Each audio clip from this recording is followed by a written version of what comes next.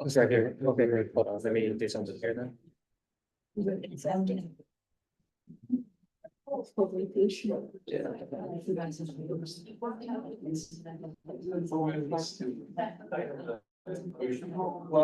It's always. This is good.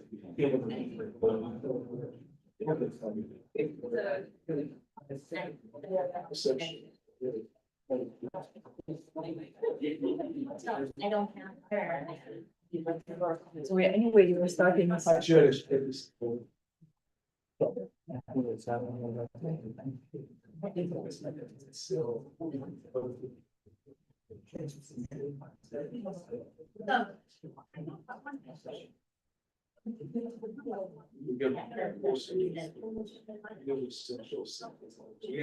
Yeah.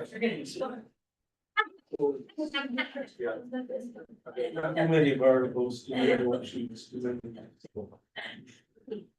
Are you? Yeah.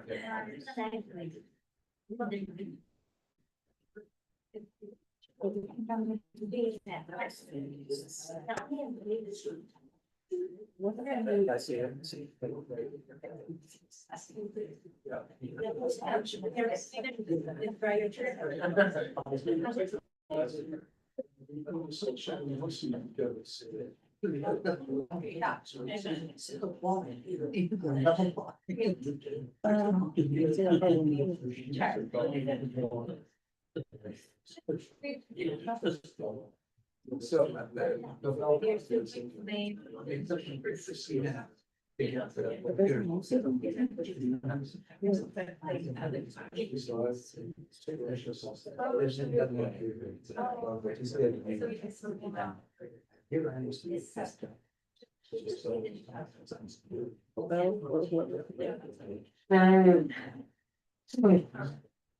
Okay.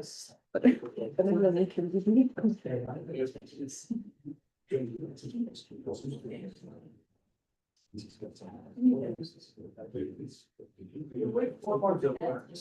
Start at 7 and 5 minutes.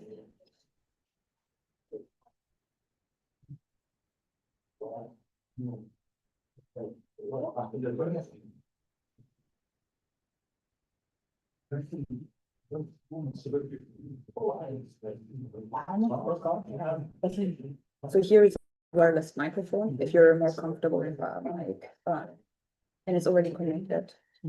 There's also whatever you. Do you have There is actually one. wireless? Okay, You can try it. no, don't worry about it. And we're done. So. Wait, this is my ear or what? It's. So it's like, This is. no, below your neck. Yeah, exactly. here it is. This? Yeah, I think. Sure. Okay.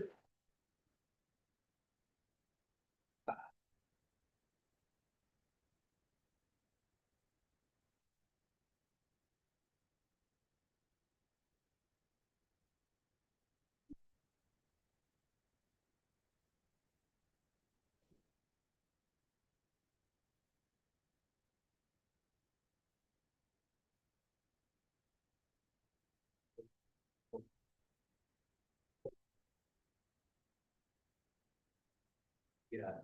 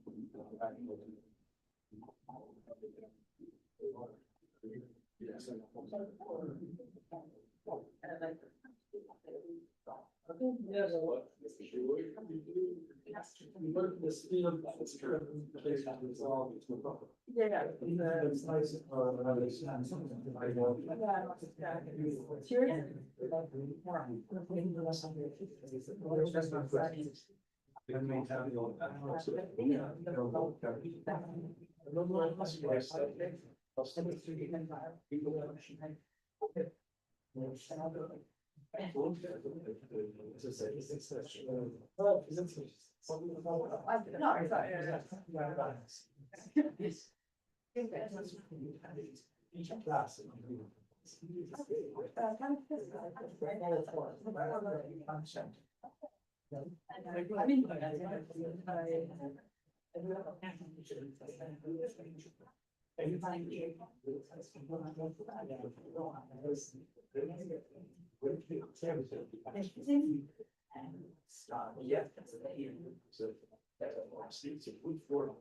checking. Then, yeah. So. Okay.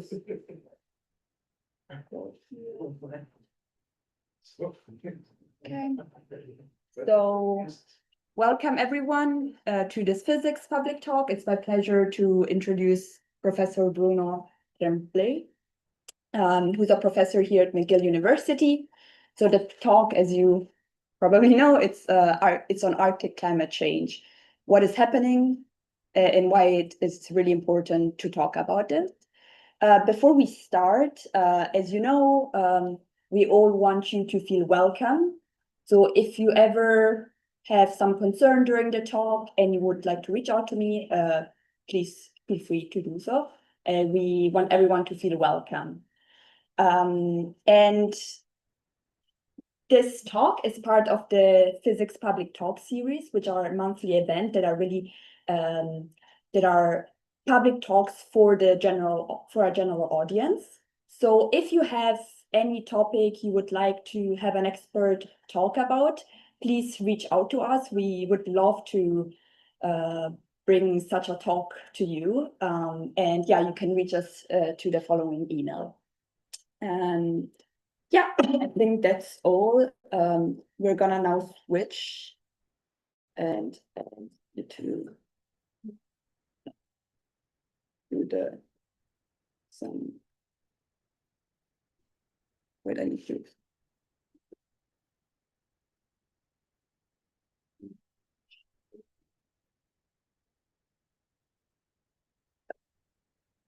Where's the presentation? On the bottom right here. Just that. Next one, next This one. This here. Because I'm not on Mac user, so This is yeah. Steven, because you know the left.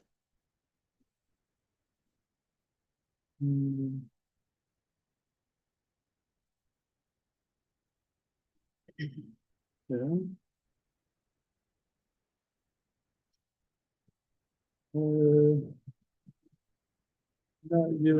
No, I had put those 5 slides in my talk, but now my talk has disappeared. Yeah, no, this is your stuff. That's not mine. Right. Can we open? Maybe I can reopen it. Open physics. European Dropbox. Conference. Presentation. Open talk physics. Okay. Okay, I need to reset the thing. So it's this one. No, it's no, it's the one because yeah, Okay. that's the one. Yeah. So give me a second.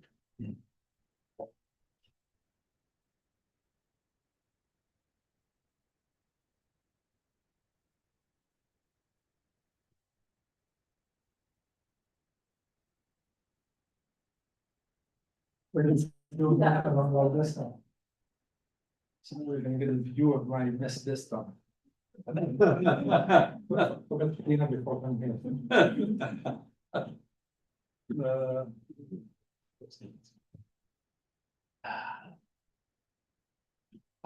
Good. Great.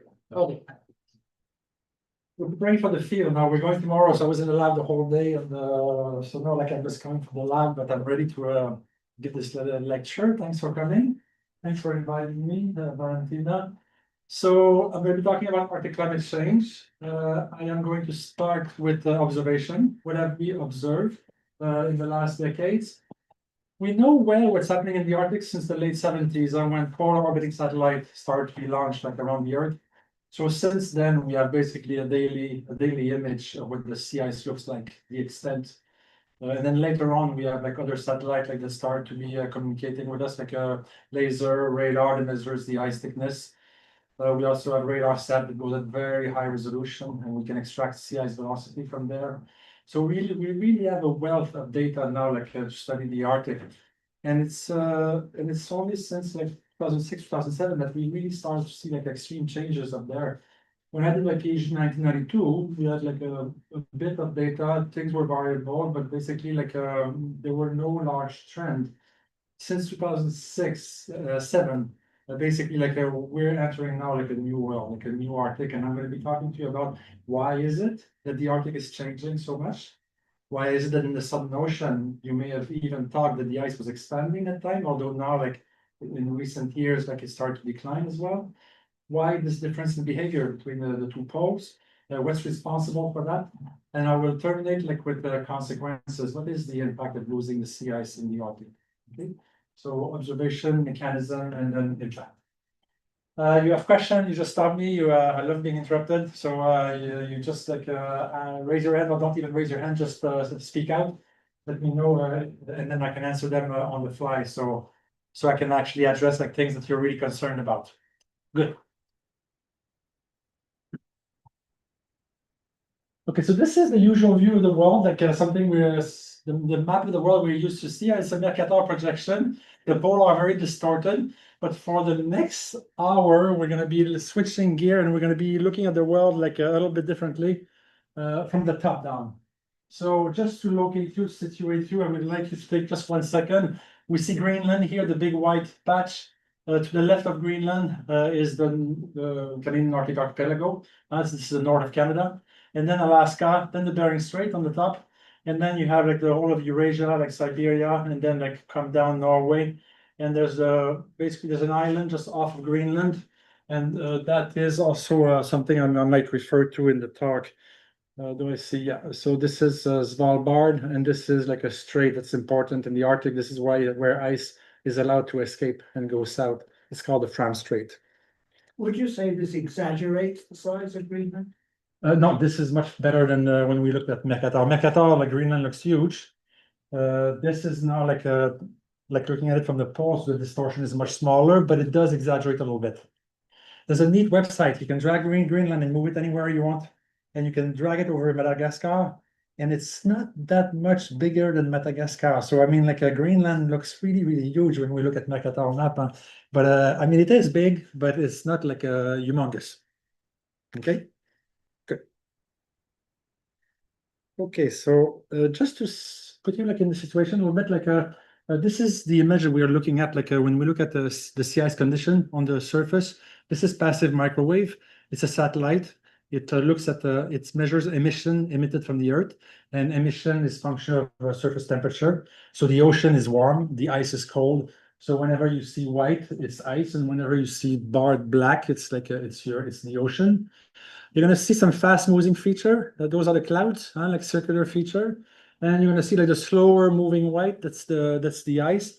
They look very similar, but they move at different speed. So we can still like detect them. And just to locate you, like this is Greenland here, north of Canada, like Bering Strait in Eurasia. So I'm just going to show you an animation of 2007, basically. So,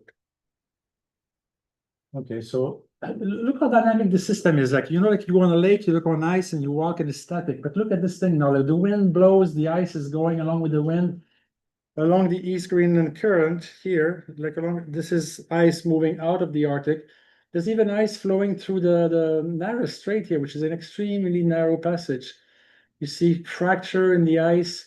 And you see like motion in this region. And then the summer is starting to come. It started to retreat here from the edges of the continent. And then it's going to end at the end of 2007. And the fast moving stuff you see is Greenland, and now it's going to be stopping.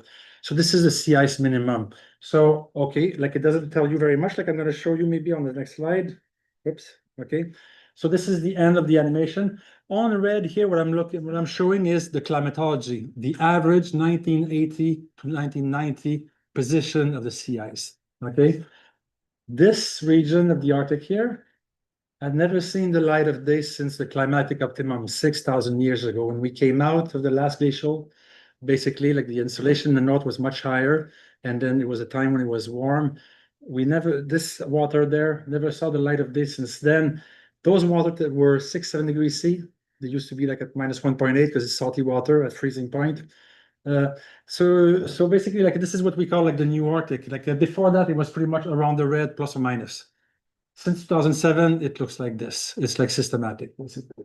So why is this? Well, that year was a bit of a perfect storm. Like there was a high pressure system sitting above the Beaufort Gyre here. High pressure system is blue sky. Blue sky means a lot of sunshine coming down onto the surface. So lots of surface melt, lots of ocean warming, and the ice in contact with the ocean like will melt the ice. Around this high, the wind blows in this direction. There were basically wind blowing from the Bering Strait here towards the Fram Strait pretty much systematically the whole winter, the whole summer. So you had lots of sunshine, more export of thick multi-year ice through the Fram Strait in this region, okay? And basically like just that would have happened like 20 years before, nothing would have happened. The reason you needed to have preconditioning. So over the decades, the Arctic has been warming up. It's been thinning, but you know how it is. Like the ice can be very thin, but it can be very expansive. But it's when it's thin, then if you have an anomalous melt, then you can uncover large expanses of open ocean. So imagine like a 10, 20, like a long term, like a preconditioning where the ice is thinning, and then the perfect storm hit. Then you have a high pressure system the whole summer. Then you have the winds which blows the ice out of the Arctic. And then that's why like you have such damage like onto the sea ice cover. That's why you have such a large retreat on that year. Just so that like just to put you in gear, like you're going to see observation a bit later. This is the mean circulation of the ice in the Arctic that I've just like superimposed on this image. So basically, the ice goes in the Arctic in circles. There's a high pressure system sitting on average in the Arctic, and around the high pressure system, the wind flows like clockwork. So basically, like this is the way wind blows over a high pressure system. So this is what we call the Arctic high. And basically, like ice will stay there, like recirculating there. It can stay decade, like, but on average, ice stays in the Arctic about 10 years. Yeah, Is the ice driven by wind or by currents? by wind. The wind drives the ice, and the ice drives the current. So basically, like everything comes from the atmosphere. You warm up the equator, the air rises, and then basically moves to the north. And the motion of ocean and atmosphere is just there to transport the excess heat at the equator and transport heat to the North Pole, where there is a net excess loss of heat. So therefore, you need to have a transport from south to north. So any atmospheric circulation is there to just transport heat northward. That's what it does. Okay. So here we are. Like so, this is the mean circulation, and this is like basically what we call like the transport or drift stream. Imagine here, like in the south, like you have the storm track, and like very often in Montreal, we're gonna have like a cold front and a huge storm. It will come and pick up moisture from the Gulf of Mexico. It will come along the New York, Boston, Montreal, and that's like the typical storm track. And basically, those storms will actually like go and die here in the region, like close to Iceland. And after like that's when they peak, and then they move further north. And around the low pressure system, the wind is counterclockwise. So when the storm penetrates deep into the Arctic, it basically drives out ice from the edge of the pack out through Fram Strait. Okay, so basically like this export is basically the result of storm track going to die in the eastern Arctic, basically. And the recirculation is the response of just the Arctic high in the north. Okay, well, this is just like a little South Pole, North Pole, like a 101, like just to situate people. The Arctic Ocean is an ocean. Sea ice is ice that forms onto water, so it's not land ice. So the typical thickness between 1 and 5, 6 meters. Okay, we'll see like maps of thickness in the Arctic and why they look the way they look. In Antarctica, it's a continent. Okay, so this is land ice. This is 3 kilometers of ice sitting above Antarctica. And there is sea ice in the Southern Ocean, and it lies here around the Antarctic continent. It's called the Southern Ocean. So you have ice as well in the Southern Ocean. In the north, it's perennial. Okay, you have ice there winter and summer. In the south, it's seasonal. Okay, so basically, when we talk about there's no decline of sea ice in the Southern Ocean, what we're talking about is the maximum winter extent. Okay, it's a little confusing, but in the north, when we talk about sea ice decline, we're talking about the minimum sea ice extent at the end of the melt season in September. We're talking about two different things here. Okay, one is seasonal, one is like a perennial,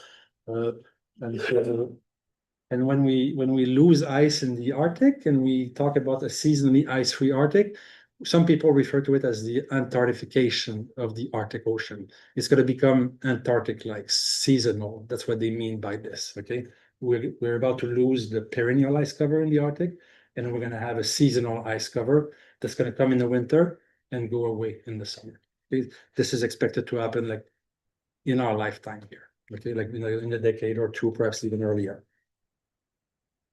In the Arctic Ocean, like extremely well stratified, like when you form when you're in the Arctic here, basically like the drainage basin of the Arctic Ocean goes all the way to north of the Himalaya. So a drop of precipitation flowing on the north side of the Himalaya will go into a river system and flow into the Arctic Ocean. So it's 1% of the global ocean in volume, and it's receiving 10% of the precipitation through river runoff.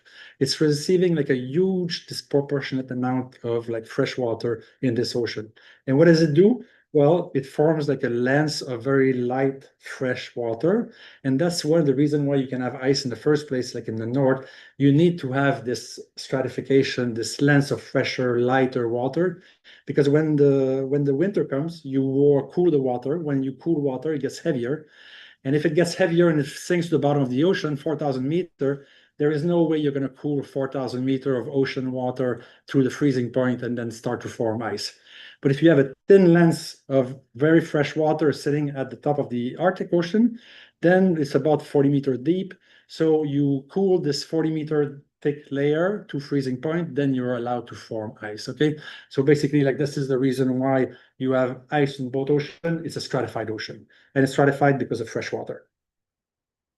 I've written a bunch of that there, like the Arctic is populated. In the Southern Ocean, apart from scientists, there's nobody there.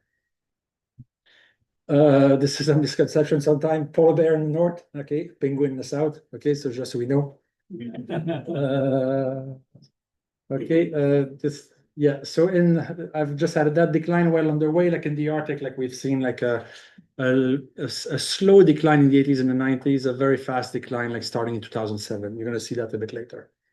In the Southern Ocean, as I said before, like it's more stable, but now we're starting to see huge changes, especially in the shoulder season, spring and fall. Okay, the mean climate here. This comes from like cryosat. This is a radar, so it's like an active satellite. It sends a signal, and it looks like the return signal. This signal will penetrate through the snow and reflect off of the ice, okay, at the base of the snow cover. And then you basically can measure the distance between the satellite and the ice surface. And sometimes you hit a lead. When ice crack, fracture, deform, sometimes there will be a lead opening, like a crack and a lead opening. So when you hit the ocean surface, the ice will sit like some 10% above water and 90% below water. So you're measuring the thickness difference between the ocean water and the top of the ice. And you know that there's 9 times more below, and you multiply by 9 or 10, and then you get a nice thickness. So people are actually using those laser and radar active satellite measurements to detect ice in the Arctic. Okay, so what do we see here? We see like 5-meter ice, like in red here, thicker ice on the Canadian side, thinner ice on the Eurasian side. We understand that. And you remember, maybe this is my next slide. Yes, it is. Okay, you remember my Arctic high and my transpolar drift stream. And basically the wind on average blows from the Eurasian coastline to the Canadian coastline.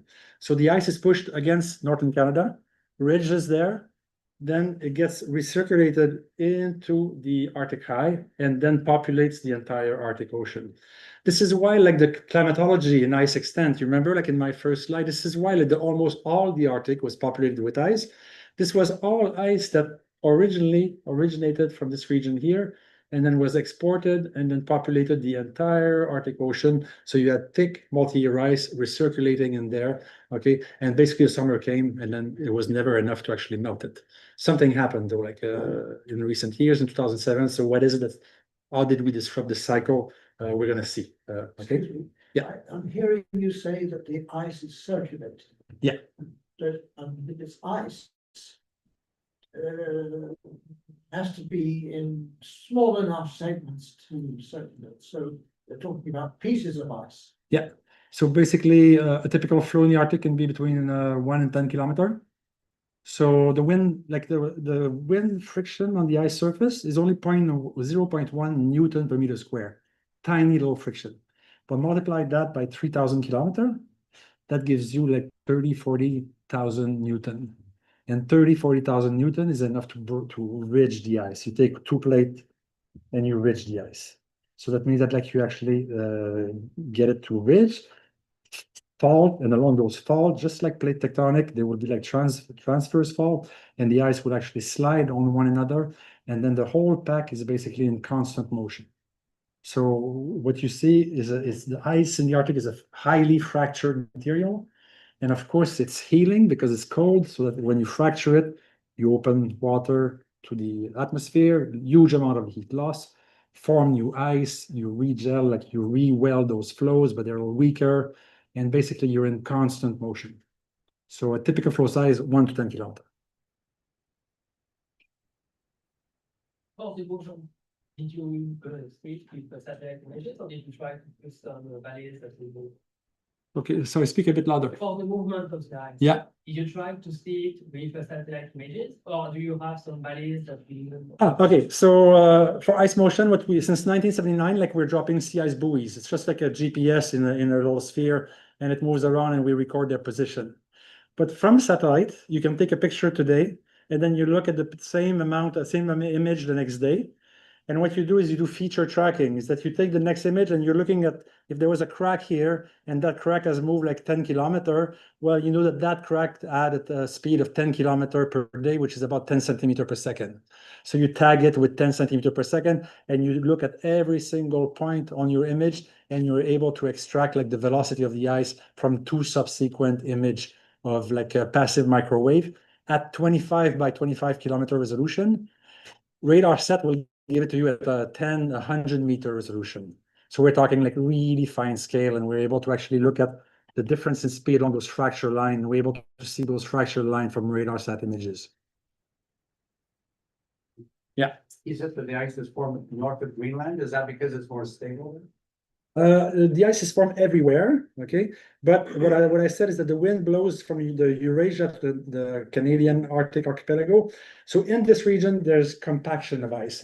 And in this region, there's like a ridge form, just like the Tibetan Plateau or the Rockies, but it's in real time. It takes a few days to happen, those things. So, but it's plate tectonic in action. It's the same equation as what one would use for plate tectonic. So you can think about them as mountain ridges, and then they get advected in the Beaufort Gyre, and they populate the whole Arctic. Okay, so why perennial? Okay, this one is a tiny little bit technical, but I think it's important. I said that this is a salinity map of the Arctic. I said there was a lot of river flowing in the Arctic from the Eurasian continent, and you see it there. Like the blues here means very, very fresh water at the surface. So you have a really broad continental shelf, 500-600 kilometers on the Eurasian side. It's like 50-60 meters, extremely shallow. In the last glacial maximum, the ice sheet were extending all the way out to 600 kilometers into the Arctic Ocean of today. So very, very shallow, 50 meters, very fresh. The fall comes, you form ice. When you form ice, you leave the salt behind. It's the freshwater part that freezes. So you salinify your surface ocean to the point where they become heavier, and then they become so heavy that they actually spill over the shelf, and then they go into the Arctic Ocean, and they find a level of equilibrium below the mixed layer, but above the Atlantic water that sits beneath it. So they form a layer of cold water just beneath the mixed layer.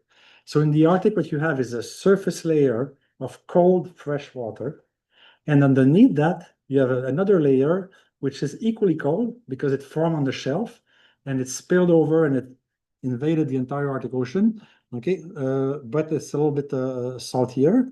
And beneath it, you have the Atlantic water, and those are warm. But basically, it's stratified. So the Atlantic heat just stays there, goes around, comes out. Okay, and in a stratified fluid, very little exchange in the vertical, and it's oil sitting above water. You don't want to have vertical motion in a fluid like this. Okay, because it's stably stratified. So why am I talking about this? Well, I'm talking about this because when you form ice, okay, you reject the salt, and when you reject the salt, you make those bubbles of like saltier water.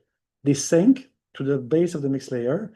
If there's a heat source there, then this water in the base of the mixed layer comes back up the surface, creates mixing, and then you're bringing heat of ocean origin to the surface layer. But what I said before is that below the mixed layer, you have this water layer, which is equally cold. It's that it forms on the shelf of Eurasia. So it's also at freezing point temperature. So when you cause this convection, you're bringing equally cold water. You're not bringing any heat from underneath, okay? And therefore, you can form a lot of ice during winter. In the Southern Ocean, you do not have this layer of equally cold water beneath the mixed layer. So when you form ice, you reject salt, you form those bubbles of salty water, they sink, they're replaced by ocean, and there's heat just beneath the mixed layer. They're replaced by the ocean heat is coming up, and basically you're losing 10 watts per meter square, you're forming ice, your bubble of salty water falls down, and 10 watts per meter square of ocean heat comes back to the surface. So basically what you're doing is you're draining the heat from beneath the mixed layer through the mixed layer, through the ice and through the atmosphere. So basically, like you can form very little ice this way. And that's why you have a seasonal ice cover in the Southern Ocean. And that's why you have a perennial ice cover in the Arctic. It's because of this, what we call like the cold halocline layer. It's that layer beneath the mixed layer that forms on this Eurasian shelf plateau. And it's at freezing point temperature and it invades the entire Arctic. It's like an insulating blanket. Okay, so this is just a observed trend. So what I'm showing here is sorry, this is summer and this is winter. Okay, so in the winter, what you see a decline. It's much smaller, but it's significant. What sets like the extent of sea ice in the Arctic in the winter? It's ocean heat flux. If you bring heat north, it's going to meet the ice, and if it's warmer, well, it's going to make the ice retreat, basically. So what sets the ice edge is the meeting of the warm ocean current from the south meeting the cold ocean current like from the north. That's what sets the ice edge. So we see a gradual decline because the North Atlantic drift, the Gulf Stream is getting warmer and it goes up in the Arctic and then it makes the ice retreat. In the summer, you see here, like in the 80s and 90s, like lots of variability, but not a huge trend.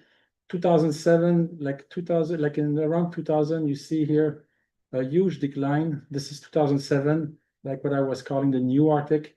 2012 was even worse. And since then, like we've been pretty stable. So there was like a shadow decline, a huge drop, and now we're kind of stable. And climate models, we did like an experiment like this, like we ran 100 simulations, 50 of them without forest fire in North America, and 50 of them with forest fire from North America. And what we find is that the forest fire in North America, they reject aerosol, okay? They go into the Arctic, they make the Arctic more cloudy, and cloudiness in the summer keeps the surface cool, okay? They reflect the sunshine. So basically, like what we think that the hiatus here in the decline has very much to do with aerosol from forest fire from North America. So you can imagine another perfect storm. For example, imagine like a wet summer for 5 years in a row, no forest fire in North America. Well, everything that you stored in your atmosphere during those 5 years, CO2, methane, all those greenhouse gas, well, now you no longer have the cooling effect of the forest fire, and then you're going to get all of this in one go. So basically, you see, like when you see a hiatus like this, you know there's something in the, it's like there's something like in store for you, like CO2 doesn't stop increasing in the atmosphere, the world doesn't stop warming, but there are cooling effects in the climate system. Aerosol from forest fire is one of them. Okay. Oh, this is a neat animation. So basically, like you said, we track ice motion every single day. when ice forms, we tag it, and then we, with the velocity, we advect it. And so it's like a little rubber ducky that we put like on the ice, and we watch them going. And when they have 1 year of age, then we say, okay, you're 1 year old. When you have 2 years of age, then you're 2 years old. So this is a map that's derived, it's a map of ice age, okay, derived from observed sea ice velocity. So in red, 5 year plus, and you see that when I was saying that all the old ice from here gets recirculated in the Arctic Ocean. This is a picture of like a 1983 or something. Okay, so let me animate it for you.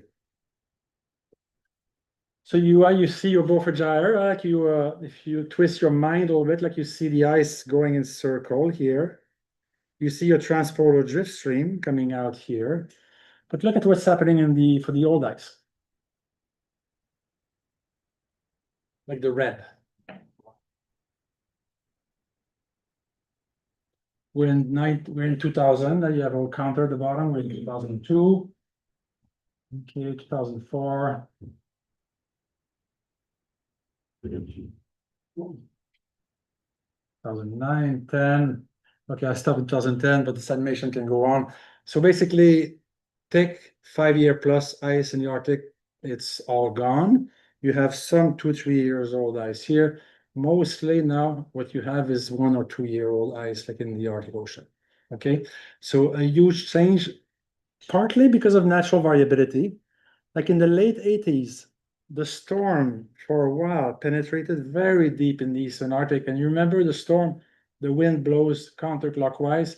So if the storm penetrates very deep in the Eastern Arctic and you have the wind counterclockwise, you advect thick central Arctic ice through the Fram Strait. So for a period of a decade, storms were just naturally wanting to go deeper into the Eastern Arctic. This is just natural variability. So we got rid of a lot of central Arctic ice through Fram Strait. But in a normal climate model, like we see, if we do a control run, keep CO2 normal, the constant, we see that happening. And then 10, 20, 30 years later, like the ice rebuilds, because that's the time scale it takes to rebuild like a thick old ice cover. But in the global, like when you increase CO2, well, then when you have an anomaly like this of natural origin, then the system does not recover anymore. So what you see here is that it was initiated by natural variability in the late 80s, okay? But the world is warming, and basically like the pack ice is not able to recover from this event. And there's another factor that's really important. Whoops, where is my slide? Here. Okay, so look at what's happening here. Like this is my Beaufort Gyre. Since 2007, we're short-circuiting the Beaufort Gyre. Remember, like the Beaufort Gyre was recirculating thick multi-year ice in the whole Arctic. Well, now we're basically like short-circuiting this recirculation. So we're advecting very thick ice north, we're melting it, and then we're re-injecting here first-year ice into the gyre. So this is a double whammy, killing the old ice and injecting like new ice in. And why in the Pacific sector? Well, there's a Bering Strait here. There's heat coming there. Okay, the heat coming there is about 10 times smaller than the heat coming from Atlantic origin, but it has the particularity that it's coming in onto this huge, broad continental shelf. That means that heat comes in on a very shallow shelf. It's in direct contact with the ice. When Atlantic water comes in, it sees those fresh surface water. Atlantic water is heavy, sinks at depth, 300 meters, goes around the Arctic, doesn't touch the ice above, comes out. But when you enter into an ocean onto a shallow shelf, there's no going down. You're in contact directly with the ice, and basically you can do a lot of damage. And basically what we're seeing here is an expression of that. And I'm showing this here now, and it's a satellite image. Okay, so we are here now. This is the Bering Strait, and we are north of Alaska. These are the warm water that comes here into the Arctic, and they form a coastal current here, and they can go all the way along the continental shelf, but sometimes they will also, eddies, filament will break away from this coastal current and will migrate into the Beaufort Gyre. So you have a warm current, forms a coastal current, but eddies shed from this current and migrates into the Beaufort Gyre. And basically, like these water in the Pacific are fresher. Okay, so they are sitting at 60 meter depth, not at 300 like the Atlantic water. They're much fresher in the Pacific. And so they're right beneath the ice and even in contact. This is an image like from satellite. So for us to see like a temperature signal, they needed to be right at the surface. So these filaments are moving around like at the surface in direct contact with ice. And so this is why like this region, which is normally like populated with like the thickest ice in the Arctic, because they come from just north of the archipelago, and they meet this warm current and they melt. So basically like it's all linked with ocean ice interaction. It was very surprising for us to see because this is the place in the Arctic where you expect the least changes, because this was the place where the ice was thickest. Okay, in 97, 98, when we did an overwintering or aboard like the Amundsen like icebreaker, but the Groseilliers, I'm sorry, we just drifted for a year, like in the Beaufort Gyre. So normally, like from climatological map, like we knew we would find north of Alaska 4 or 5 meter ice thickness. So we were going to set up camp, and we would be able to drift for a whole year. No worries about any equipment falling into the water, because basically like you have a big, solid, thick flow. And so we were trying to find a flow of 4 or 5 meter ice thickness in 97 when we didn't see any signal in the extent yet. And we could not find it. Like after a while, we managed to find 2.5, 3 meter of ice. And it took us a long time before we found that flow. And then we found it in the summer. There was a lot of melt pond, a lot of open water. Some tent, I would have never worked in them because they were huge, like a container, and there was like open water like nearby. But we could see sign of this melting even in the late 80s, 90s. Okay. Projection. Okay, so in red, this is the observation that I showed you before. So this is from satellite. And in blue and green, those are different realizations from a climate model. When you run a climate model, you initialize like in 1850, you specify the CO2 in the atmosphere, and basically you let your model run. That's the only thing you specify. CO2 in the atmosphere, methane, maybe aerosol as well. So you specify a few things that the model don't quite are able to do yet, and then you let the model run. Okay, so what I want to attract your attention to like here is well, first of all, like the model is in good agreement with the observation, but different realization will give you there will be different realization. Like if you start your model and you make a tiny modification in the initial condition, 10 to the minus 16 in Taiwan, okay, surface temperature, you modify that and you do a run, then the Arctic Ocean might lose its ice cover 10 years later or 10 years earlier, just because, and we call this chaos. As soon as you do a tiny perturbation in your initial condition, they grow, and then 2 weeks later, it looks nothing like the weather looks nothing like and even the climate, basically, it changed it. Of course, the ice always disappears, but it gives you an uncertainty of 10, 20, 30 years. Okay, this is natural variability. We're never going to be able to get rid of this. I can never tell you that the Arctic will be ice-free in 2027. Because there's a 25-year uncertainty that's natural to the system. It's chaos, it's unpredictable. But the reason why I'm showing you this is that these are two simulations in very good agreement with the observation. But look, one continues to decline, and one is coming back up all the way up to here in 1 year. You see like the same level as in the 80s. So you could see the sea ice in the Arctic. And I said there's a new Arctic now, it's much more retreated. You could see an ice cover of the 80s next year, in 2 years, okay? In the news, people would say, and climate skeptic would say, well, you see like a global warming, not really, it's not happening. So it's totally possible. There's a lot of natural variability in the system, especially in the transition from a thick multi-year ice that's perennial to a thinner seasonal ice cover that's much thinner. There's a lot of space for variability because when you have a retreated pack ice, you can expand and you can retreat. There's a lot of space for doing this. And I'll talk to you about those negative feedback that can actually bring you back to the 80s. But it's temporary. Like you do it 1 year and then afterwards you have a decline. But we wrote that because we just wanted to address the issue before it would actually come into play and before journalists would actually like cover a story like this. Because it's very likely that's going to happen. Yeah.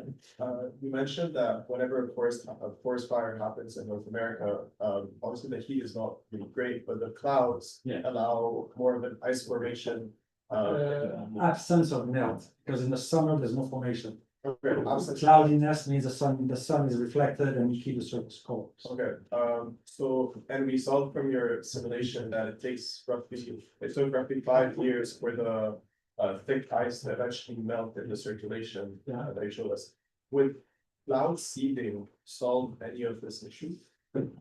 I'm glad you're bringing up the issue, like we talk about geoengineering here. There are people who want to put like thousands of buoy on the Arctic, pump water up, like spray it over the ice to make it grow. Well, first of all, like, can you imagine I mean, it's not practical, first of all. Second of all, people have been mentioning what you were mentioning, like you throw rocket of salted aerosol in the stratosphere. You make the stratosphere cloudy. First of all, well, it leads to like acid rain, acid precipitation. That's an impact on living things, first of all. Second of all, you need to do it like always, because the residence time of those clouds up there is not infinite. In the troposphere, okay, like there's a rain event every 3-5 days. Up there, it's true, like when you have a volcanic eruption that goes all the way to the stratosphere, it takes 3, 4, or 5 years to get rid of it. But you would have to seed it constantly. And basically, if you saw that they were like undesirable impact, and you say, oh gee, like, maybe that wasn't a good idea, then you stop doing this. So then like all of the accumulated warming that you did not see because you were counterbalancing it with clouds, you're gonna see it happen all at once. Okay, so it's a system that we don't fully understand. It's an extremely complex system. We have technology to reduce our emission. And most people like me are completely fundamentally opposing engineering solution. But we're driven towards that. Like it's gonna come a time when we might be forced into it because there's no action being taken politically. Okay, if you cut your emission, ice comes back. Okay, it's as simple as that. But you have to cut your emission, and you have to cut them now. The more you wait, the more you have to cut them. Okay, did you see, because we're talking about the variation with the ice, did you see something related to the every move in America? In the Arctic, like everybody's trying to see an El Nino signal up there. No, it affects the west coast, like of Canada, United States, even the Aleutian Low, which is like the Aleutian Island, which is like in the Bering Sea. You don't see a link between El Nino and the Arctic ice circulation. No. Yeah.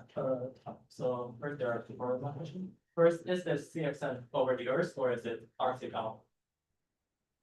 Sorry, repeat that. Is this sea ice extent only over the Arctic or is it over the entire Earth? But the So the ice extent you've seen in my satellite image, it covers the whole Arctic. So this is only the sea ice extent of the Arctic. Of the Arctic. Okay, and Yes. also, 64 of them are linked with ocean heat transport. Are they mostly surface heat transport, as you mentioned, or sometimes heat transport also comes with it? No, it's all about like those rapid decline. When the ice is fairly expansive and sits above the broad continental shelf, those rapid ice decline are all triggered by a pulse of ocean heat. And that's natural variability. Ocean heat goes up, down, up, down, up, down. So basically, when you have an up, that's what triggers those rapid decline. Always. So it's vertical.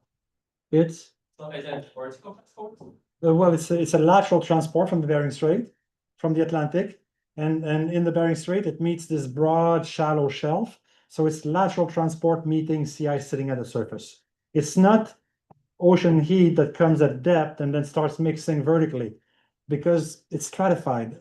The ice doesn't like the ocean doesn't like to have vertical motion when you have light sitting above heavy. It's really about lateral transport over a very shallow shelf, and then the ice has no choice but to melt because it's in contact directly. Okay, thank you, sir. Okay. Okay. So yeah, so basically like these are two equally probable future scenario, one in which we return to the ice of the 80s and then collapse, or one in which we continue to collapse. Just to show you like what can happen, like this is just the same two simulation. In the first one that continued to collapse, it went from black to white to green, okay, like a virtually ice-free Arctic in the summer. in 25 years, okay? So this is how responsive the system can be. You can be fully ice covered and completely ice-free within 25 years. This is the one at the bottom that recovered. It went from the black to the green, so it lost a lot of ice. And then the green here appears in like light blue, and then it re-expanded all the way out there, just like in the 80s. Okay, and then in 9 years, it went through a fully covered ice cover to an ice-free Arctic in 9 years. Okay, so basically an extremely responsive system. It's thin ice, and then basically you have a few anomalous years, less cloud, more ocean heat, and you can really lose an ice cover like very effectively. Okay, and why is that? Well, I think you just asked the question. This is in the model. All has to do with input of heat of Pacific origin, and look at the width of the shelf here. It's huge. So now this heat is in direct contact with the ice on those shallow shelf. On the Atlantic side, like you come in here and you see the very fresh, like light water. So these water sinks at depth at 300 meters, and they go around the Arctic, and then they come back out, and they don't touch the ice. But those that climbs onto the shelf will affect sea ice. But there's already no more ice on the Barents Sea shelf here. So basically there's no potential for any effect because we've already lost the ice cover in this region. It's in here that we have not lost it just yet. Okay, negative feedback. So why is that the ice would recover? Why? Well, what makes it recover?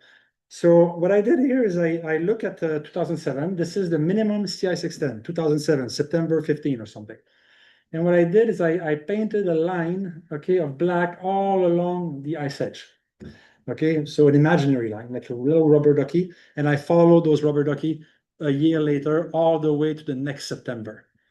And so my rubber ducky are here in blue now. You can imagine here that the ice was advected into the Beaufort Gyre, and this is the tongue of ice that you see here. There's less ice because all of this ice went out through Fram Strait. And you see what I have in the background now is the actual ice extent the following year. So basically, all of this region here is ice that formed a year before and that survived the following year melt. Okay, so you're in this region, open ocean, you lose a lot of heat, you form ice like hell because basically when you have no insulating ice, you lose a lot of heat, you form a lot of ice. And so you form maybe 2 meters, 2.5 meters, and then the following summer you only lose 2 meters, so you're left with 50 centimeters. And then you see a re-expansion of very thin ice though, because this is the growth of one winter minus the melt of the following summer. And so this is huge, and it looks like it recovered, but it recovered with extremely thin ice. An anomalous year the following year, and that's going to be all gone. This is not like thick old ice. Okay, this is like a positive feedback now, like not a negative feedback, but it's one where that we rarely hear of. When we lose the ice cover in the Arctic Ocean, basically like the atmosphere above it warms up. And when the atmosphere warms up, the cloud phase changes. In the Arctic, typically you would have a lot of ice cloud. Okay, so little ice crystal, like the cirrus cloud that you see up high in the atmosphere. Sorry. For the graphic, the Earth temperature is in Kelvin, but why is it so low and why is there a negative, or am I reading it? You're right, it's a type of, thanks for picking this up, it's Okay. Celsius, thanks a lot, yes. So change in cloud phase, so you go from ice water cloud to liquid water cloud. Ice water cloud have no greenhouse effect. The Earth emits long wave, it just goes through it, it's like there was nothing there. But liquid water cloud has a huge greenhouse effect. So that means that the Earth is emitting long wave radiation, gets absorbed by the cloud, re-emitted downward. So basically, what happens is that with the change in the phase of the cloud, you have additional greenhouse effect, okay, linked with the cloud. So we always think like the ice is melting because it's warming, but it's that, but it's almost more the winter is warming and the ice growth in the winter is reducing, is getting less and less and less. Because when you have a warmer winter, because it's cloudier winter and you have liquid water cloud, these clouds are like a blanket. They keep the long wave down, they keep the long wave from escaping, they re-emit it downward. You have a very warm surface, very little heat loss on the ice, very little growth. Then you enter summer with hardly any growth during the winter. And now like all of the ice that you lost in the summer, basically like is doing a lot of more damage because it's starting from a much thinner ice cover. So I'm talking about it here because it's a feedback we rarely hear of. And in the model, you see it like, for example, I want to show you the next slide maybe. So basically like in red, the absorbed shortwave radiation. So you can see here like in 2000, like in the 2030, when there was a rapid ice decline, you saw an increase in the absorbed shortwave radiation, but the downwelling longwave radiation was even a bigger signal. So basically the whole albedo of the planet, you know, like ice is white, it reflects the sunshine. When the ice goes away, you absorb the sunshine, positive feedback. Well, it looks like the cloud feedback in the winter is just as large, if not larger, than this ice albedo feedback. But we rarely talk about it, but it's a big player. Consequences. How am I doing with time though? Your blending question and the talk. So we're good? If you're okay with only have maybe. Oh yeah. Okay, with, yeah, 10 minutes, an 8 session, then you still have like 20 minutes. More than. Oh yeah. Okay. Cool. Okay. Good. Consequences. Okay. So the ice is melting. So we're not talking about sea level rise here. Ice is already in the water. Put a cube of ice in your gin and you let it melt and you look at the level, it's not going to change. Okay, it's already in the water, it's already displacing its own weight of water, it's just going to fill out the hole. So this is nothing to do with sea level rise, okay? But there are other things that the ice plays a role when it melts. This is an animation of coastal erosion. So basically, in Alaska, many coasts are made of fine silt locked in permafrost.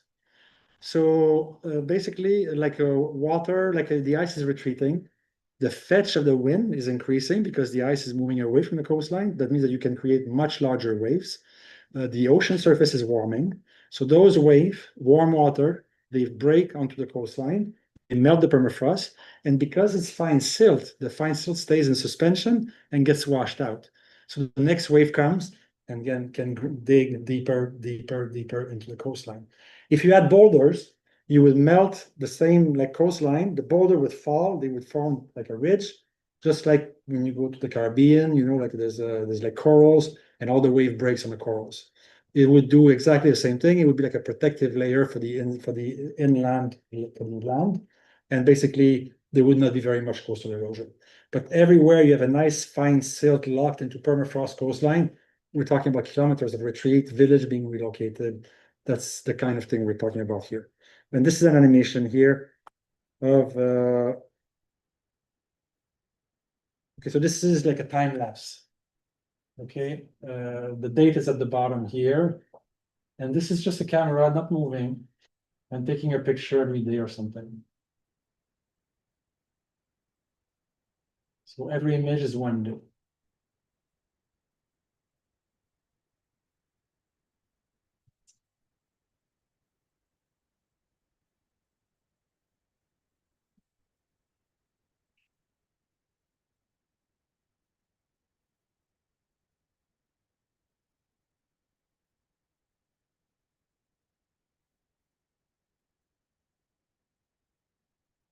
So you can see like the amount of retreat. We're talking about like 19 meters per year. Okay, after 10 years, 180 meters. Basically, there are places where you have a runway for landing. They have to, many villages like now like are thinking of relocating. Some have relocated. Sometimes they relocate just a bit further north or further away from the coastline. And most likely they will have to relocate again. But we're talking about like huge changes for local population up there. This is politicians talk about services, like because we had a conference when I was in Columbia, like with engineers, scientists like myself, politician, and we had like a former senator that we were working with, and he was saying politicians understand services. So if you can talk to us about the services that the ICE is doing, politicians will understand that, and maybe they will be more likely to actually take action and curb like emission. So one service that the ice is rendering is basically to reflect sunshine that is coming down on it, it's reflecting to outer space. So it's energy that would otherwise be absorbed, that's just being reflected. It keeps the Earth 0.5 degree warmer than it would otherwise be, okay, in the absence or in the presence of ice. So there's a 0.5 degree warming. When we talk about projection to the future, we say in 2100, the climate will be 2 to 5 degree warmer. 0.5 degree of that 2 to 5 degree warmer is linked with the disappearance of ice, not CO2 in the atmosphere, just the disappearance of ice, more energy being absorbed by the system. Okay, yeah. Excuse the digression, but I'm curious to know whether, or could you compare the erosion of the coastline under the effect of ice, compare that with most of the world has cases of erosion, but it's not connected with ice. No. Comment on Yeah, so how that compares in terms of speed of erosion, for example. oh, well, like for example, like in the St. Lawrence River, like we lose ice, so it means that there's more erosion because of this, but we also have like stronger storms, so basically more stormy weather, like more erosion. In other places, I mean, it's hard to compare it. It's more about when there was an ice cover, there was no erosion. And now that it's gone, coastal erosion have started to really, these communities were there for hundreds of years. So basically, like now we're talking about communities that were stably working, like living there, and now having to relocate. It's a good question, but if you leave me your email, I'm gonna do a bit of research, and I'm gonna try to do a comparison with other locations more in the south. And I would be happy to do this. But I believe these are very large, fast erosion rate compared to elsewhere. Like there are places where people like dig dam, like they put like a dig and they're preventing the sand from like walking around, and like they're protecting the coast like this to prevent it from eroding. But the rate of erosion, I would look it up and I will write back to you. Another factor would be the natural raising or lowering of the actual Sea level. earth itself, surface of the earth. Oh, yeah. So I mean, No, totally. Like if the sea level is rising. independent of the ice.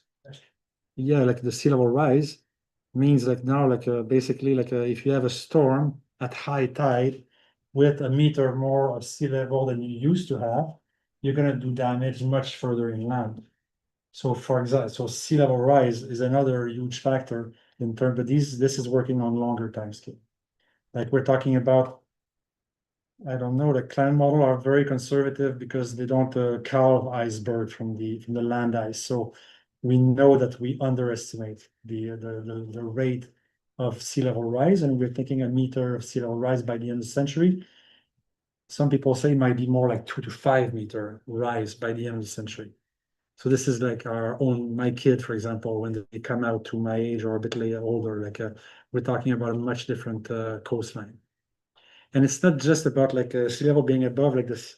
Like in Florida, for example, we have rock that are very, when water goes onto it, first of all, like the first thing that happens, like the salty water goes into, and it salinifies the aquifer.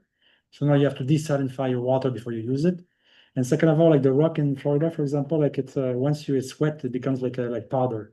So basically, so the sea level could still be below like the actual land, but if you have intrusion of those water, you can have disintegration of your soil where you build, and so basically, like it can actually like have large consequences.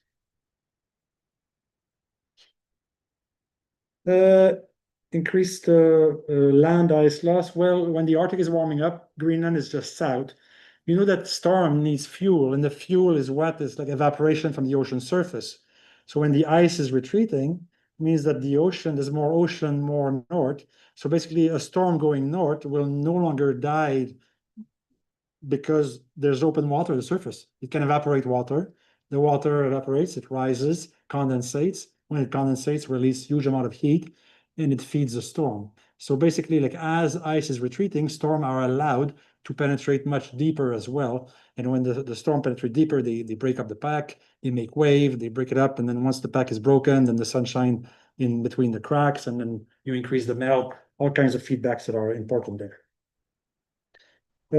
And no, I'm not going to go through that. Okay, so this is, I was going to end with those consequences, and I can take any further questions.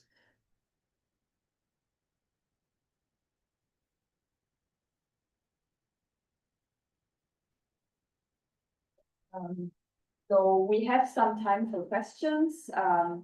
If you would like, you could come to the microphone, or if not, I would ask the speaker actually to repeat the question so that our online audience can hear us. Thank you. I have a question about the cycles, we're looking at the cycles, do you consider that in the estimation? Well, the Milankovitch cycle works on like 20,000 years, 40,000 years, and 100,000 years.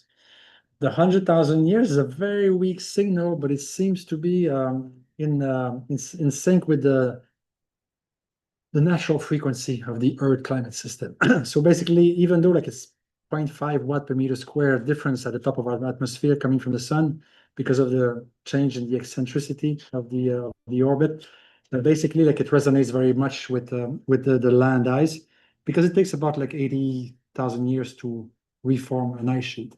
So if you force at that frequency, you're likely to have a large response at the surface simply because it's the natural frequency of the system. We also see the 40,000 year cycle in our Greenland ice core or Antarctica ice core. We see the 20,000 year also in there, even though they're a larger signal, they have a smaller impact. But now what we're talking about here is like 100 years. So basically like the insolation that we're receiving at the top of the atmosphere is pretty much constant. At the moment, it's actually decreasing at the top of our atmosphere. So we're receiving less sunshine. Despite that, the sea ice is retreating. But at the 100-year cycle, like what we're doing for climate talk like this, the sun insolation, we consider it, but it changes by very small amount. There's a sunspot cycle as well, we include that. But those are a tiny fraction compared to CO2 or methane.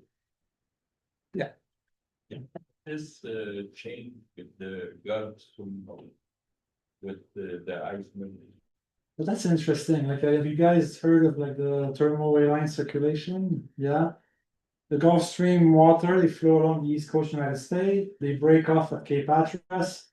They start wandering towards like Europe. In Europe, like, there's a branch that goes south, like France and Spain, and there's a branch that goes north along the Norwegian coast.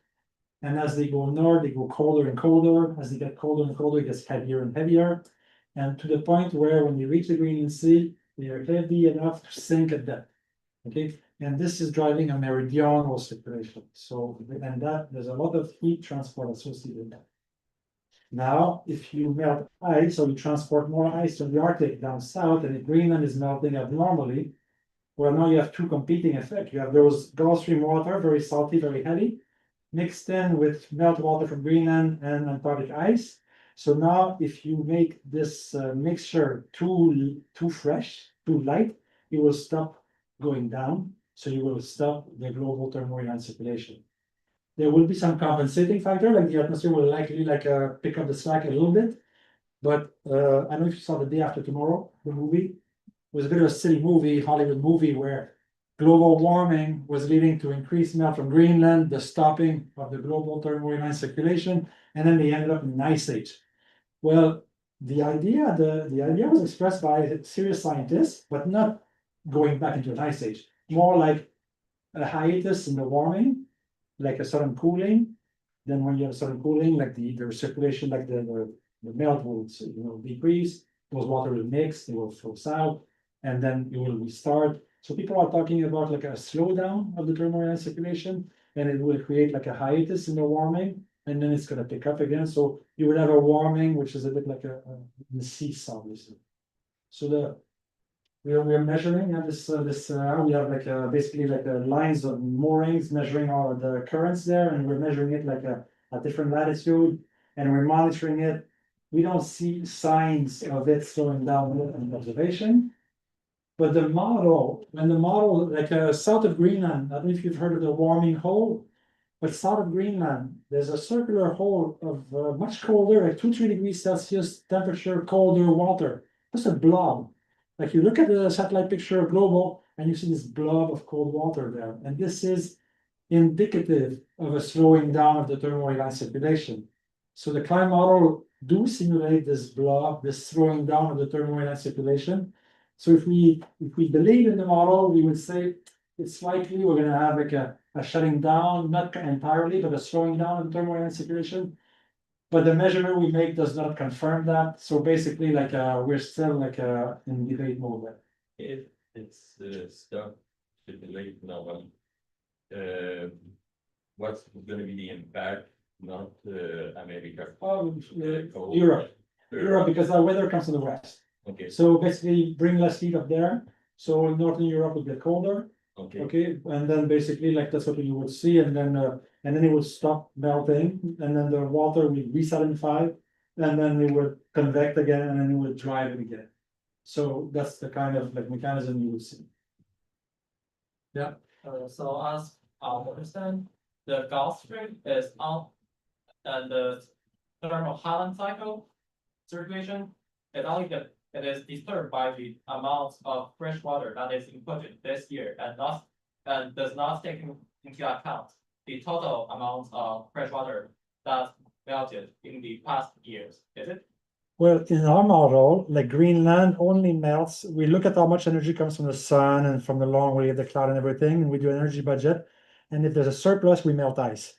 But the real system, there's flow of ice. Ice flows downhill, then they form ice shelf, and then they form icebergs. That fresh water is not included in global climate model because the dynamic of land ice is complex. It's gonna come like in the next generation. But we are underestimating the freshwater input in the north and in the south. And so basically, I would not trust the global climate model to actually tell you like whether the global thermohaline circulation will stop or not, because we're missing some freshwater input there.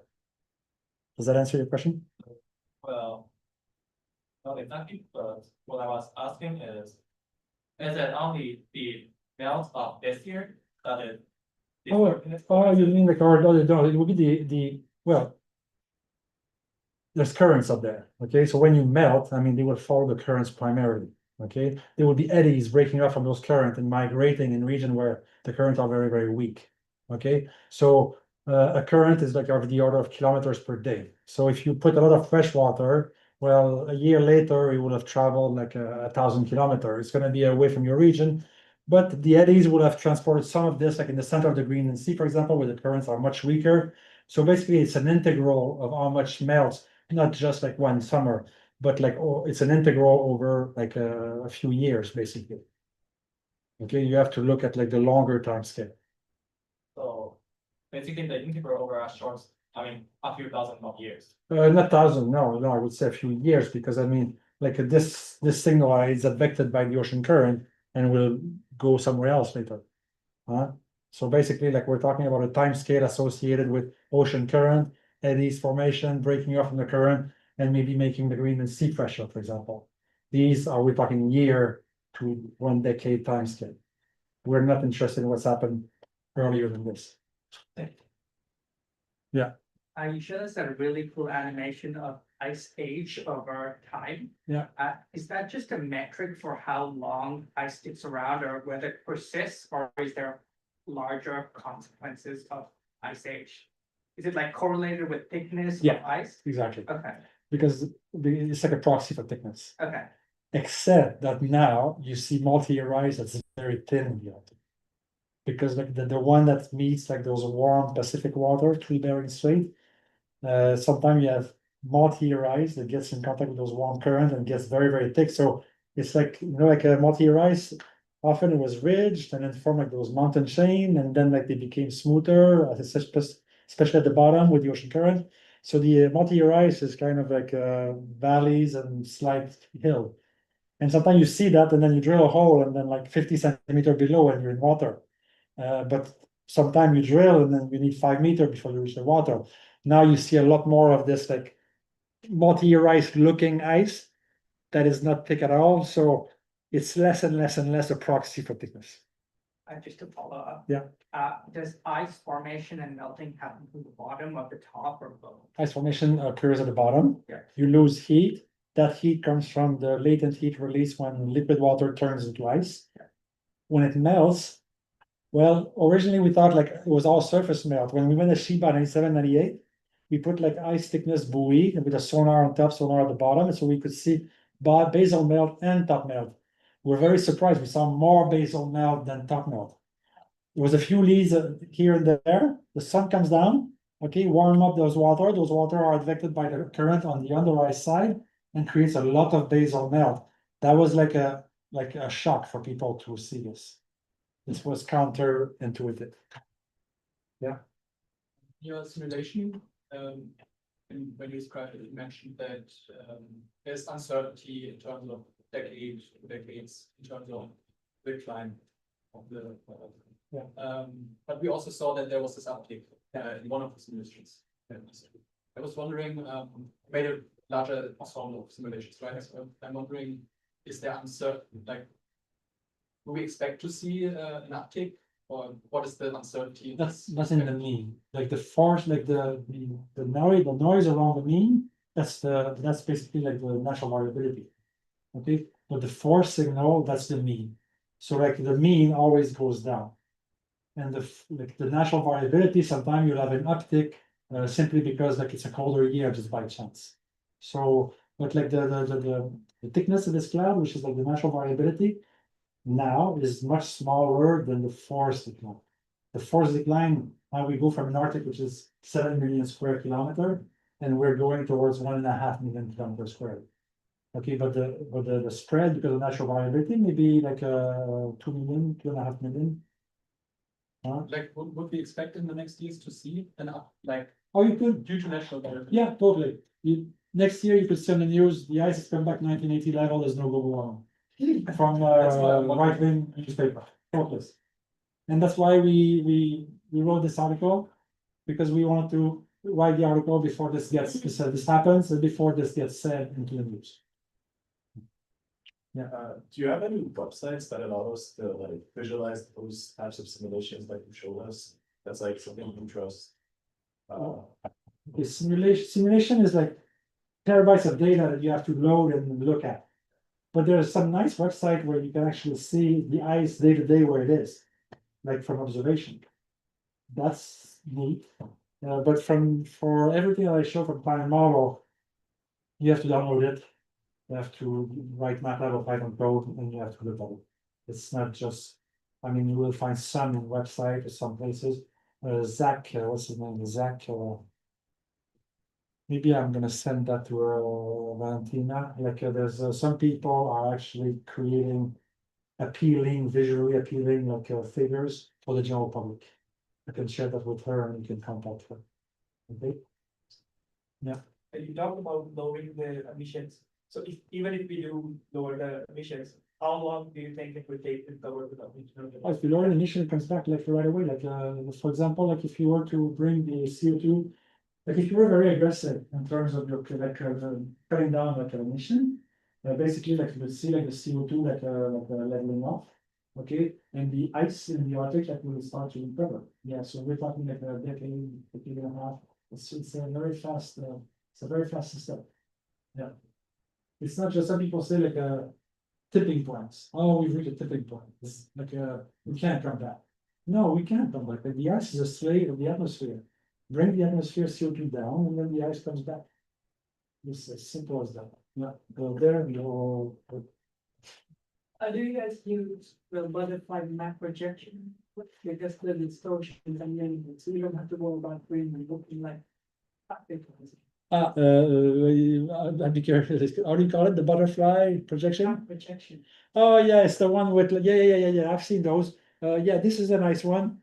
I work in Nepal, so I always look at the world from the top, and then in the Arctic, there's very little distortion because from 80 to 90, it's a flat surface. It's like a disc.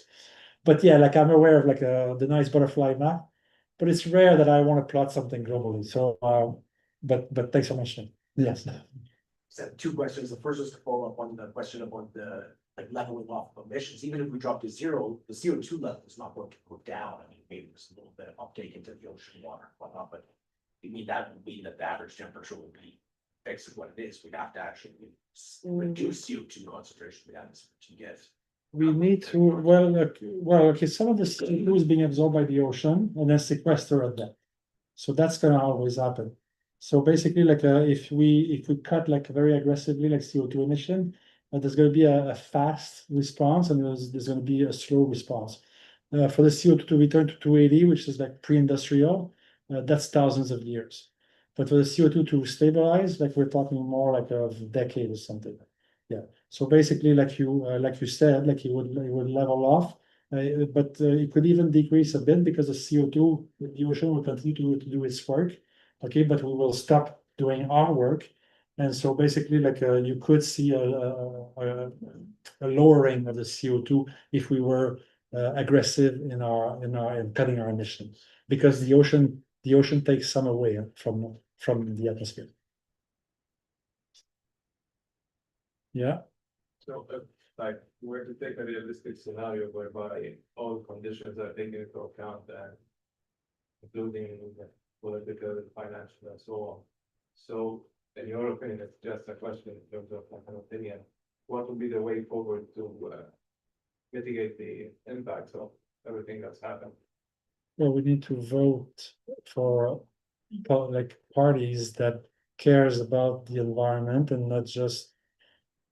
I mean, people are worried about the economy, of course. People want to have like a living wage and we want to be able to live. But I mean, do we need to have like a super rich and super poor? Some people are talking about like universal salary. Then all of a sudden, like people have the basic and they have their basic need covered. So you're not going to work for a company that you disbelieve in their principles just because you need the money and you need to live and you need to pay the apartment. Now you're going to have a basic living wage.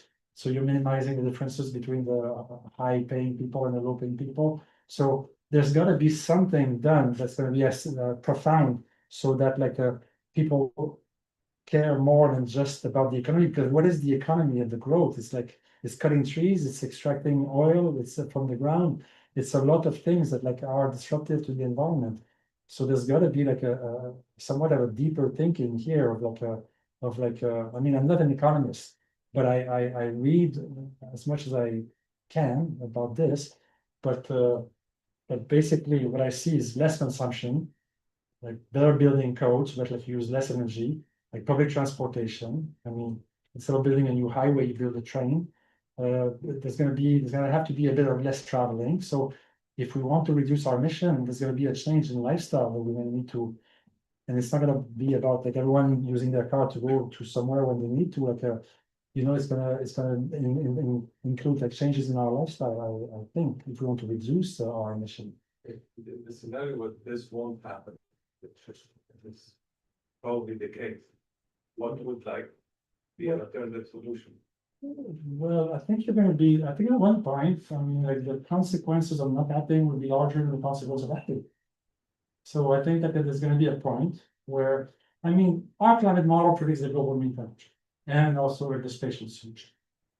Okay, so, but what's the first thing that we're seeing now? Like air quality. Who was thinking that air quality would be like an issue? Now, like every summer, we plan a vacation or something, and you go to a place where you can't breathe because there's forest fire everywhere. No one was thinking about air quality as a result of global warming. Like in the Arctic, there was like a red algae, like a wave, like huge amount of like birds, seabirds, seals, whales dead onto beaches. Why? Because now the water are warm enough to support those red algae. Who would have thought about this when we talk about global warming? 10 years ago, I come here and I say it's going to be warmer, the ice is going to melt, Greenland's going to melt, and then like the sea level will rise. I would have never told you about like the red algae. I would have never told you about air quality. So basically, there's a lot of stuff that those models will never predict. And it's only once we see them, I'll say, oh yeah, we understand them. And so basically, like there's a lot of those so there's a lot of those issues that will affect you personally. And will come a time where taking a train to go to New York will be more convenient than not being able to breathe in the summer when you want to go on vacation. And you're going to say, you're going to vote for someone who's going to build a train along the East Coast United States. I mean, I'm making it simpler now. But, So can you quantify what the new race?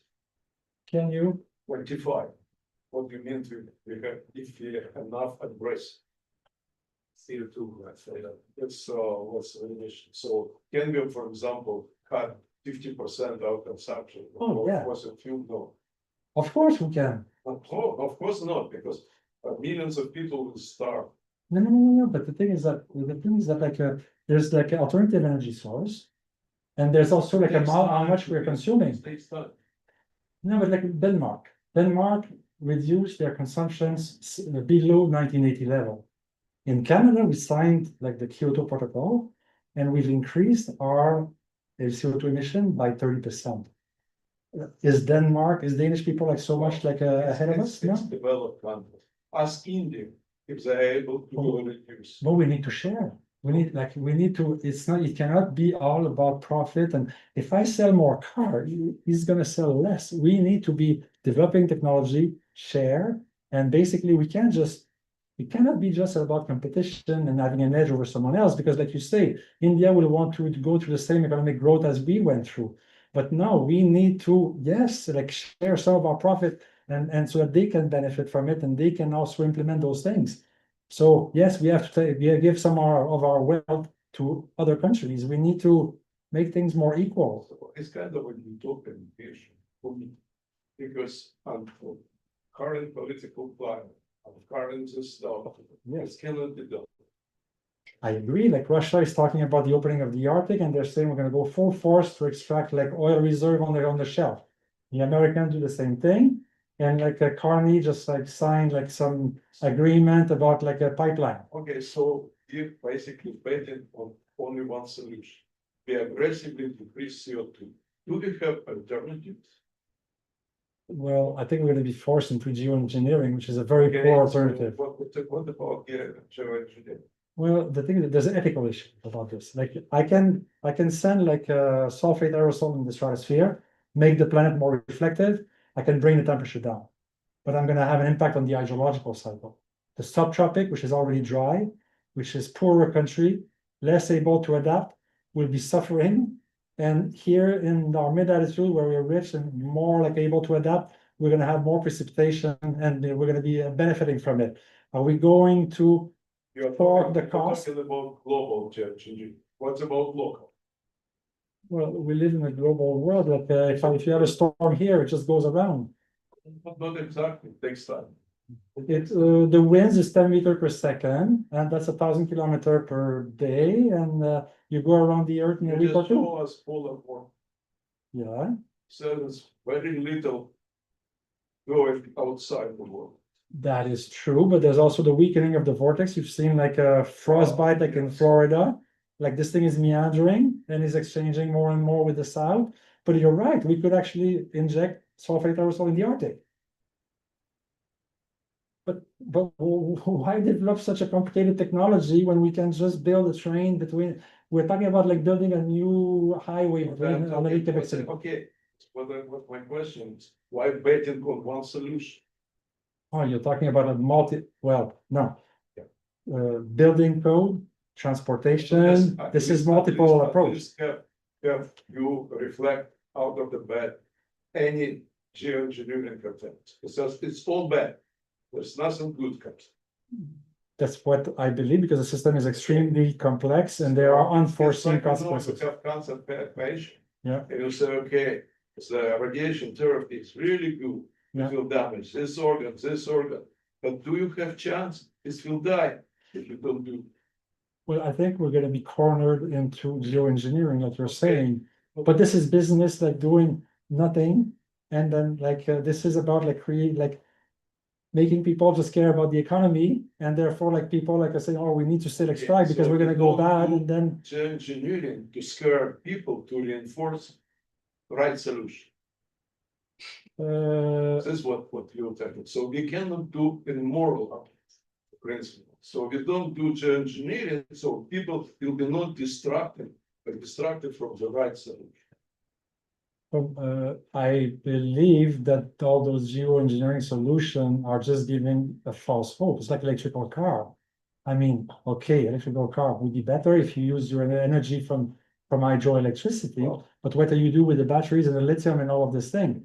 I mean, the solution is to have public transportation, not just individual cars that are electrical. We are looking at very, very far future, when we have unlimited energy, thermonuclear, yes? Yeah. So we will warm our Earth. How we lose this coldest heat that we produce from nuclear sources, so thermonuclear. You're talking about fusion? Yes, fusion. Well, fusion is clean, isn't it? Okay, it's clean, but it's producing heat. Yeah. Okay, eventually when they consume it, producing heat. Where does this heat will go? Well, I mean. I'm not a physicist and I'm Well, not. so we have to increase, we start to really work with a beta, otherwise there's no solution. Yeah, but the thing is that we don't understand the system enough to make those kind of changes because it will have impact that are unforeseen and undesirable. It's a very, very far in the future. You have production, for example, 10,000 times per capita energy on Earth. Yeah. Just from the fusion, because we have an unlimited amount of energy. Yeah. So we thermalize all this thermonuclear energy, we thermalize. Yeah. So we raise temperature of the Earth. We got rid of CO2 because we don't burn fossil fuel anymore, but we still rise temperature of the Earth. Yeah, I've never really seen a quantification of this effect on as a heat source. You're now running cold. Because all energies that is produced in the Earth, it thermalizes eventually. I think you're going, you're almost at the end, so if anyone has more questions, and you're very welcome to talk to the speaker afterwards. Yes. But yeah. you get- Just one question. I hear the vegetation is light here and more green than before. Yeah. Possible. Yeah, CO2, plants grow better in high CO2, but there's a limit. If you go too high, then it starts being affected. And temperature, warm temperature favors growth. Yeah. But the vegetation is not gonna save us. If you look at this term compared to like the other term, it's a small term. It's not gonna be the savior. When people tell you we're gonna plant 100,000 trees, like this is not what's gonna be having an impact on the CO2 budget. Yeah. So we are at the end of our talk. Let's please thank.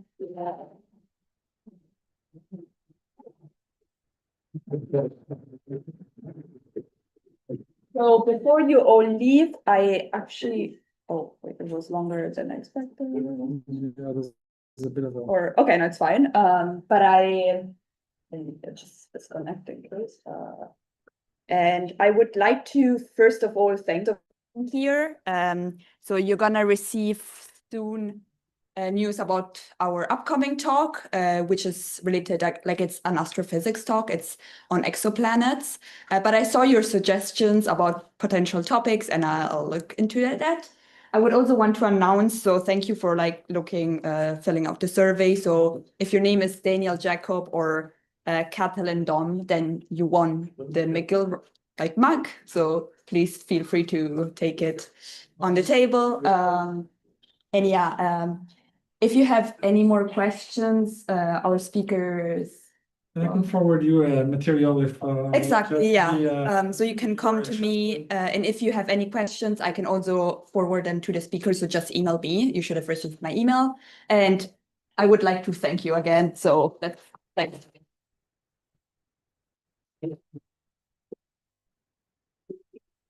Thank you. Sorry for the long. That's okay. Is the profit physics? No. I think it's general. Yeah. Because, It's the first time I hear the argument about fusion. And as it